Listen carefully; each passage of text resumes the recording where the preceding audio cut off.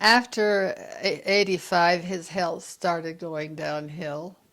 One, here's a miracle. There's a lot of miracles in his life, but here was a miracle. Our home teacher, who was this Dr. Nelson, was on his way out of town, and he felt impressed first to come and see us before he left. He was our home teacher.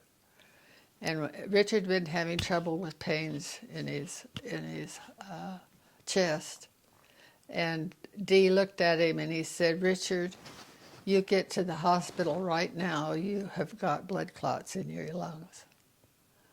And so we were trying to unplug our kitchen sink, and we were waiting on the plumber. And so we didn't go right away, but we waited for the plumber, and then we went to the hospital, and sure enough, they hospitalized him, and he had blood clots on his lungs. He started that. I think that was the beginning, and then he would fall. He fell down the hill twice, all the way. He was pruning the apple trees, and he lost his footing, and fell all the way down to the fence. And it's a wonder he didn't break any bones at that point. And then later on, he would he would fall, and he broke ribs, and so he was hospitalized for that. And then at the very end, why, I'd been taking care of him up to that point, but in 1989 or 2019, why he fell and broke his hip. And he didn't fall that much, but when the doctor had the x-rays, he says his hip was just like mush. So they operated on that, and he never ever really recovered from that. And I couldn't lift him.